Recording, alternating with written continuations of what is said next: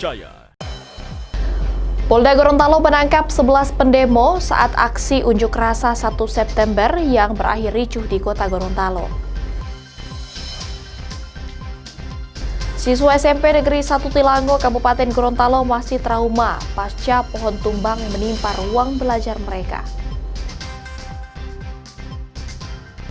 Gempa berkekuatan 4,8 magnitudo mengguncang wilayah Parigi Motong, Sulawesi Tengah. Meski pusat gempa berada di laut, namun tidak berpotensi tsunami.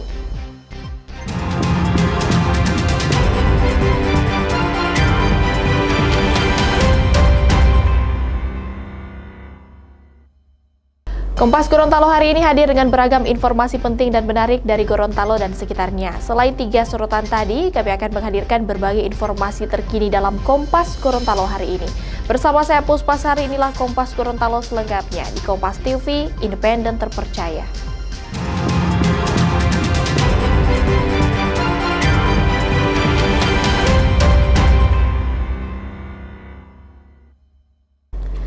Kita awal informasi pertama, Saudara. Polda Gorontalo menangkap sejumlah massa saat unjuk rasa tuntut kebijakan tunjangan DPR RI yang digelar Senin 1 September 2025 oleh mahasiswa dari berbagai organisasi yang berakhir ricuh. Dalam aksi ini, polisi menangkap 11 pengunjuk rasa. Aksi unjuk rasa yang digelar di Perlimaan Telaga Kota Gorontalo pada Senin 1 September 2025 dari berbagai organisasi mahasiswa berakhir ricuh saat polisi membubarkan aksi.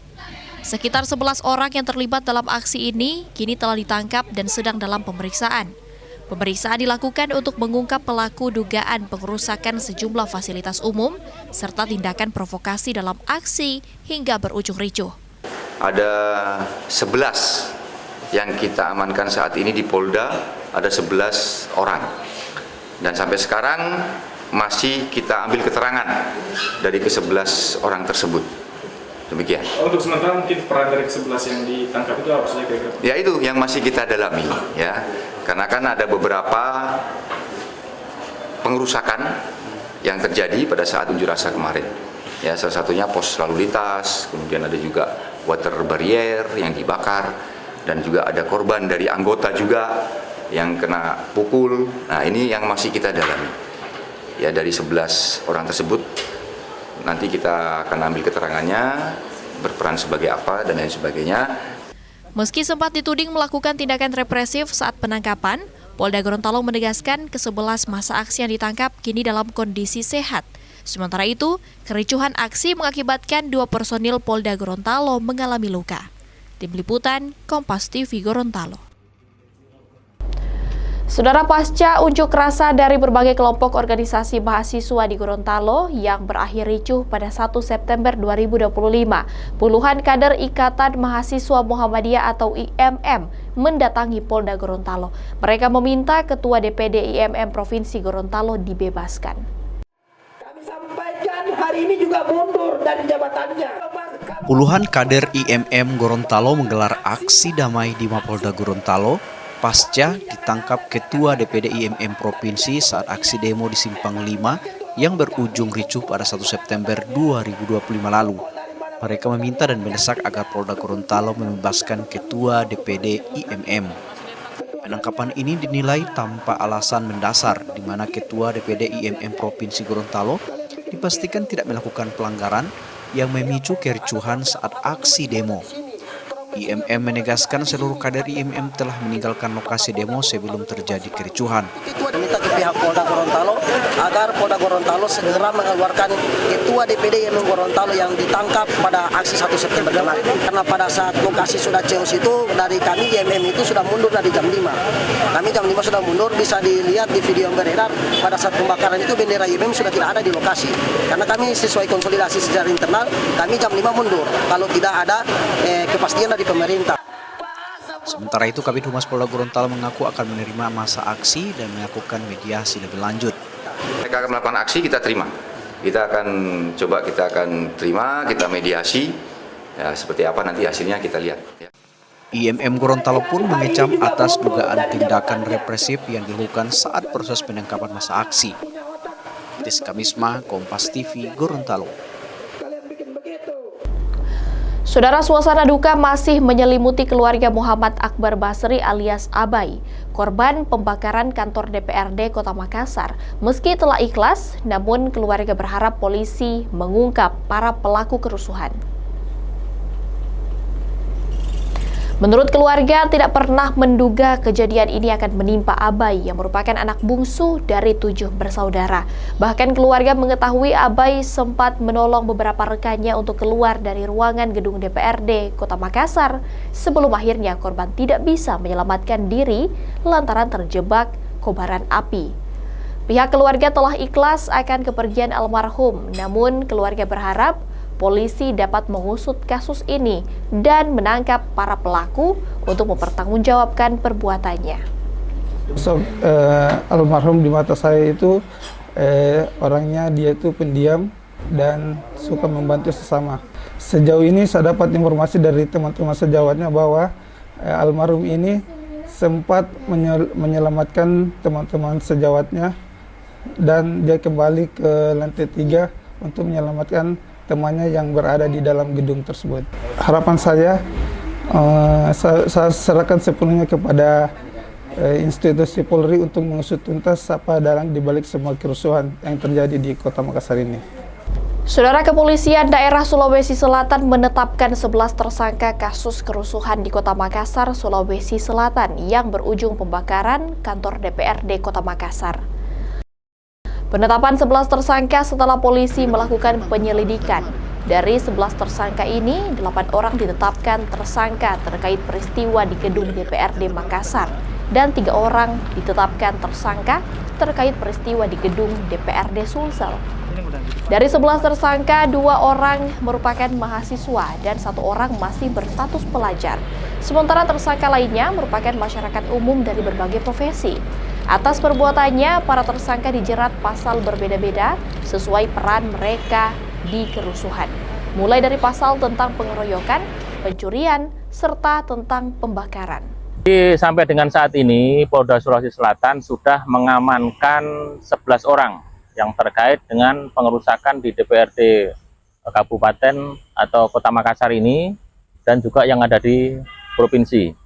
Ada 3 yang melakukan pengerusakan dan pembakaran di DPRD Provinsi, kemudian 8 di Kota Makassar. Sekarang sudah ditetapkan tersangka.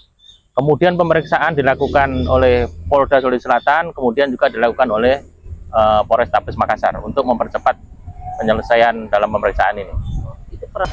Siswa SMP Negeri 1 Tilango, Kabupaten Gorontalo masih trauma pasca pohon tumbang menimpa ruang belajar mereka. Informasi selengkapnya usai jeda. Tetaplah bersama kami di Kompas Gorontalo.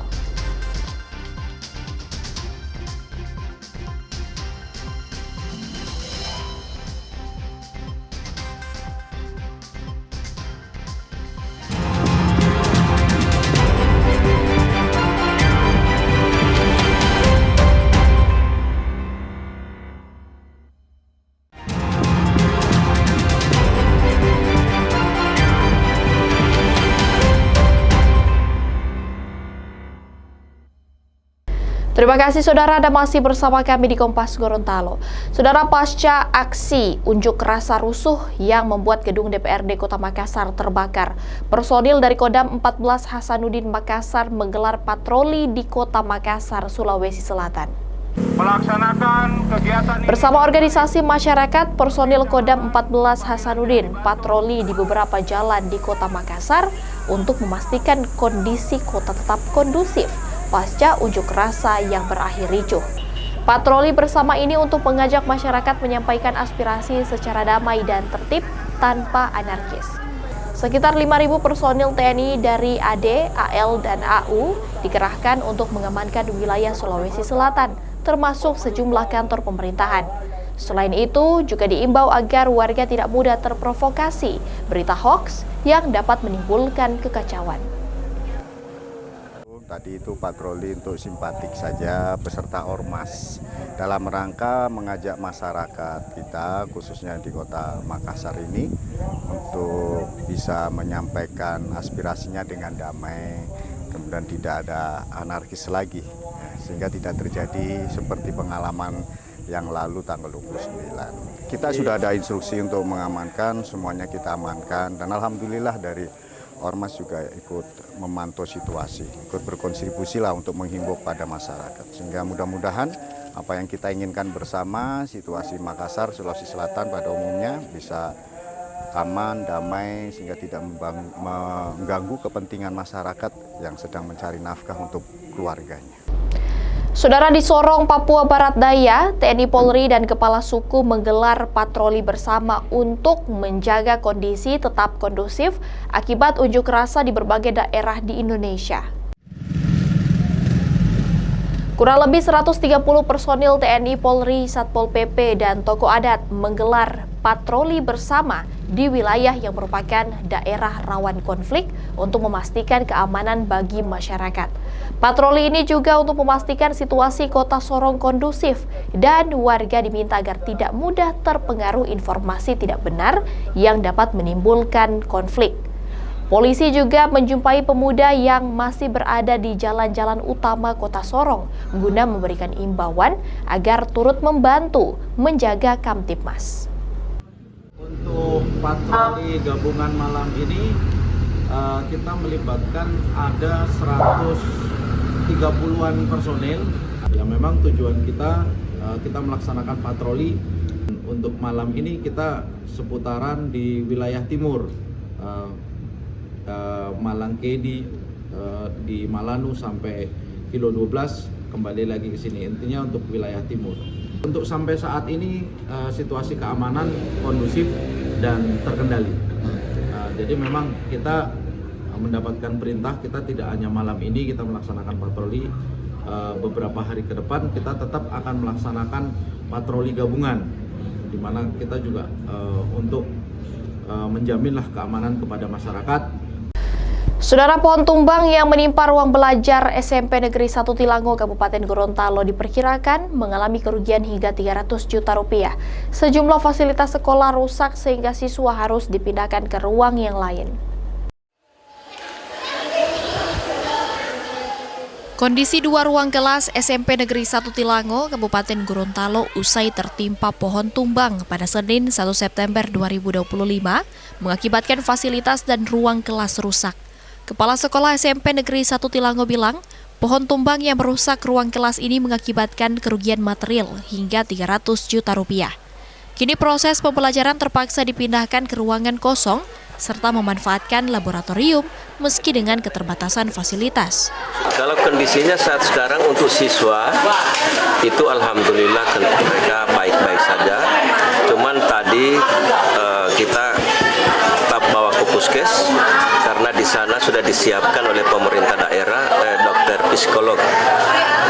Jadi mereka mendapat pemeriksaan dan pemulihan mungkin psikis. Sementara itu, siswa kelas 7 yang berada dalam ruang kelas mengaku kaget saat pohon menimpa kelas mereka. Siswa bilang saat kejadian itu, seluruh siswa tengah fokus belajar. Ibu masih kasih materi, ada ranting yang ada jatuh. Baru pas ibu kasih tugas, mau tulis, baru ada angin puting beliung. Baru beberapa menit kesan sudah tempohan. Dan fokus belajar. Oh, fokus belajar ya? Ya, soalnya itu matematika, jadi sama tanya di situ. Buat kedua yang dapat lihat itu ini pohon-pohon tapi akar sota cabut. Nah, pas itu sota rubuh ya, sota timpa di ruang kelas, bagaimana kondisi di dalamnya? Atap ini suruh baru susah mau keluar, sudah tutup pintu. Oh, emang tertutup ya? Tapi dalam teman-teman di kelas memang panik itu? Iya, saya tahu mau pergi di mana, baru yang lain pas sambungnya di bawah meja. Ada keluar lagi nanti mau bajongko, baru itu boleh mau keluar mau bajongko. 12 siswa dan seorang guru yang menjadi korban masih menjalani perawatan dan pemulihan psikologis. Hingga kini sejumlah siswa mengaku masih trauma. Pihak sekolah pun berharap ruang kelas yang rusak dapat segera direnovasi agar bisa kembali digunakan sebagaimana mestinya. Tim Liputan, Kompas TV, Kabupaten Gorontalo, Gorontalo. Saudara, pemerintah Kabupaten Gorontalo menyiapkan anggaran untuk perbaikan 2 ruang kelas SMP Negeri 1 Tilango yang rusak parah akibat tertimpa pohon tumbang. Pemerintah Kabupaten Gorontalo berkoordinasi dengan instansi terkait, termasuk menaikkan status bencana menjadi tanggap darurat oleh BPBD. Pemerintah daerah Kabupaten Gorontalo melalui Sekretaris Daerah menegaskan telah menyiapkan sejumlah langkah perbaikan 2 ruang kelas SMP Negeri 1 Tilango yang rusak parah akibat tertimpa pohon tumbang. Sebelumnya pihak sekolah diminta untuk memasukkan laporan kejadian ke BPBD. Berikutnya, BPBD akan menaikkan status bencana menjadi tanggap darurat untuk mempercepat proses penanganan dan pencarian bantuan tak terduga atau BTT. Pemerintah daerah pun kini masih akan melakukan perhitungan biaya yang diperlukan untuk perbaikan ruang kelas yang rusak. Rapat untuk langkah-langkah apa yang dilakukan ke depan. Nah, pertama diminta pihak sekolah membuat laporan tentang peristiwa itu ke BPBD. BPBD kemudian akan menindaklanjuti dengan cara rapat koordinasi dengan OPD terkait untuk meningkatkan status dari bencana itu, kemudian itu dijadikan dasar melakukan pencairan atas anggarannya yang disebut dengan BTT, ya. Tak terduga itu. Nah, untuk perbaikan atap dan kerusakan-kerusakan lainnya yang terjadi di sekolah kemarin. Harus ada status, harus rapat baru bikin status dalam bentuk berita acara dan dikeluarkanlah SK oleh Pak Bupati penetapan statusnya. Itu jadikan dasar untuk melakukan tagihan, tapi jumlah tagihan itu berdasarkan hitungan dari PUPR. Pemerintah daerah berharap proses perbaikan ruang kelas ini dapat segera dilakukan tanpa hambatan agar proses belajar kembali normal. Tim Liputan Kompas TV Gorontalo. Gempa berkekuatan 4,8 magnitudo mengguncang wilayah Parigi Motong, Sulawesi Tengah. Meski pusat gempa berada di laut, namun tidak berpotensi tsunami. Kompas Gorontalo akan kembali sesaat lagi.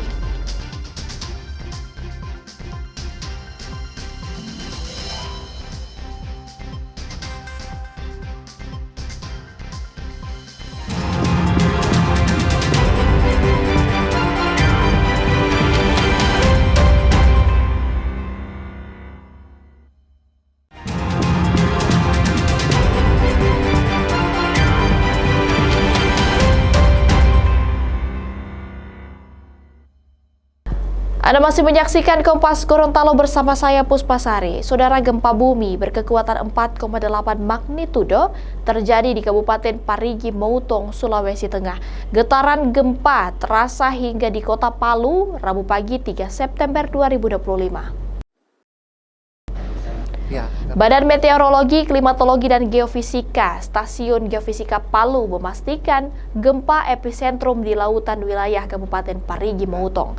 Meski berada di lautan, gempa itu tidak berpotensi tsunami. Selain itu, BMKG Palu mencatat ada 5 gempa susulan. Belum ada informasi kerusakan dampak gempa, namun guncangan terasa sampai di Kota Palu dan Kabupaten Poso. Pengamat gempa Stasiun Geofisika Palu bilang, gempa itu aktif akibat sesar yang berada di sekitar epicentrum. Ini kan Tokararu, ya kan? Kemudian ada di sini Poso. Jam 7.53 ya waktu Indonesia Tengah terjadi sebuah gempa bumi dengan kekuatan 4,8 yang semula dari kekuatan 5 diupdate oleh BMKG Pusat menjadi 4,8 di daerah Parigi, tepatnya di daerah laut ya. Gempa ini tidak memicu tsunami ya. Kemudian gempa ini dibangkitkan oleh sesar aktif di sekitar situ, dan untuk intensitas goncangan dilaporkan bahwa di Kota Poso mengalami guncangan sebesar 3 mmi, di Kota Palu 3-4 mmi, dan juga di kota atau daerah sekitar Parigi 4 mmi. Khusus bagi masyarakat agar tetap tenang dan tetap mengikuti informasi perkembangan daripada gempa ini.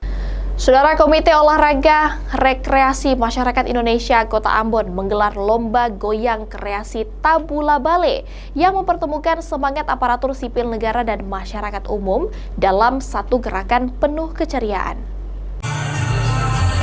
Kegiatan ini berlangsung meriah dan penuh semangat dengan menampilkan kekompakan dan kreativitas dari berbagai kelompok peserta. Sebanyak 48 tim ambil bagian dalam lomba ini. Masing-masing menampilkan aksi goyang kreasi yang unik dan menghibur. Dari kostum yang mencolok hingga gerakan energik, setiap tim berusaha memberikan penampilan terbaik mereka di hadapan para juri dan penonton. Lomba ini dilakukan bukan hanya sebagai hiburan, tetapi juga menjadi sarana mempererat silaturahmi antara ASN di lingkup pemerintahan Kota Ambon dan masyarakat.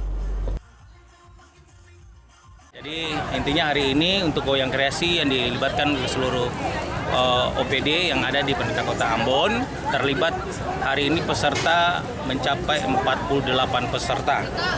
Ya, jadi 48 peserta hari ini akan bertanding dan hari ini akan selesai. Dan semoga yang terbaik itu yang merupakan yang lebih baik daripada teman-teman yang lain. Saudara, pemerintah Kota Ambon menggelar lomba e-sport bagi pecinta gamers di Ambon, Maluku sebagai ajang mengasah kemampuan para atlet muda di dunia virtual.